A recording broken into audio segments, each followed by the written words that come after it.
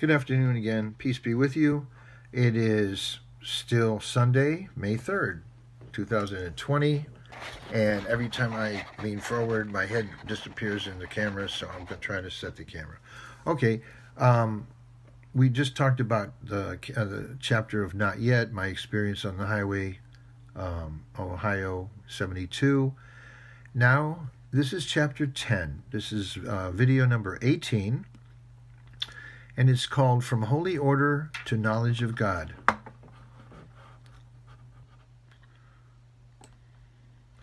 I hitchhiked around some more, an accepted and safe way to travel back in the day.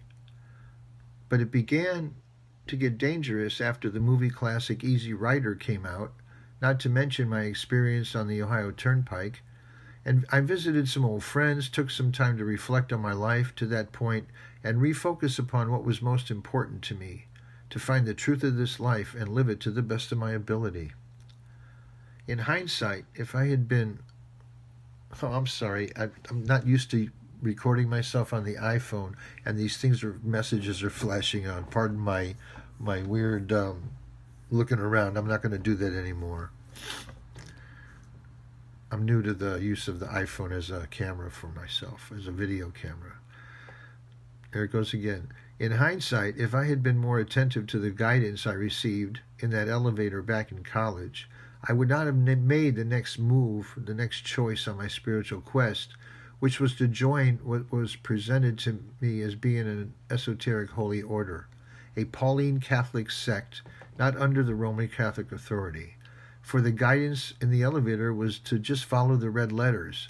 Jesus' alleged words, peace be upon him, not commentary, the King James, his words, not the King James Bible, just follow his words, the red letters.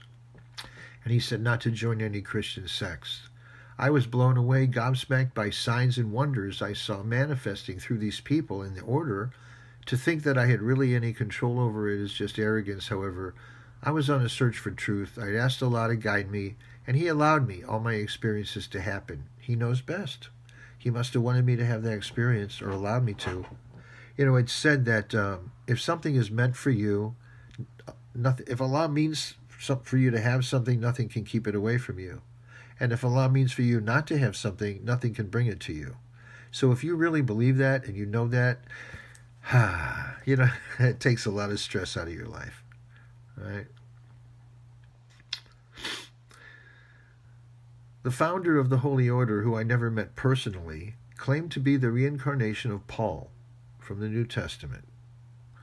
At that time, I was okay with that, given what I would see before my eyes of signs and wonders, let's call them. My thinking and reasoning had been affected by the 60s, which was rife with New Age ideas and manifestations, what we thought were so right at the time. I later found out much of it was overtly and covertly planned in our generation by psychological mind-benders from the Tavistock Institute in London, who had also orchestrated the Beatles and the whole sex, drugs, and rock and roll love fest that was the 1960s, that we all thought was a spontaneous event, but it wasn't. The Tavistock Institute's psychological influence is overtly, covertly embedded into almost every major university, corporation, think tank, and government. There are many books on this subject. I took my eye off the ball. I was allowed to take my eye off the ball. Allah allowed it. If he didn't want it to happen, it wouldn't have. So I took my eye off the ball, and it took many years to refocus, years full of some great experiences and life lessons. Our Creator is most compassionate, most forgiving, most merciful, most patient, and knows best. He allowed me to go into that order and leave 3 years later in his wisdom and for his purpose. So as I was hitchhiking around, visiting some old friends after leaving the farm, seeking direction through prayer and meditation, JFK and Vietnam still were both on my mind, two very big events in my generation that had affected myself and the rest of humanity deeply. And both were not what they seemed to be on the surface, as many more people were beginning to figure out. My life to that point had been the realization, both very personal and very global, that there is a vast difference between appearance and reality. And I was very thirsty to know that the reality of both, of it all. It was in Chicago, in 1973, on the shores of Lake Michigan, on a clear Sunday dawn. A handful of people were there at the water's edge, waiting for the sun to rise over Lake Michigan. I remember there was a guy who must have been playing jazz all night at some club, sitting on the concrete wall by the beach of Lake Michigan, playing soft sounds with his saxophone, as others just sat and meditated or quietly walked around. A very peaceful and mellow morning on the shores of Lake Michigan at Chicago, at the Loop.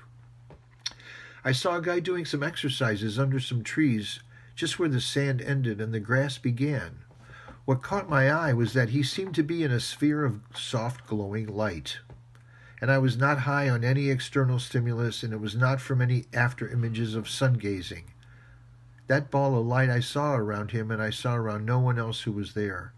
I asked him who he was and where he was from. His name was Brother Michael. And his name was Brother Michael. And he was from a holy order. I said something like, "Take me to your leader," and we walked a few blocks back to the brick apartment building where the order was in residence.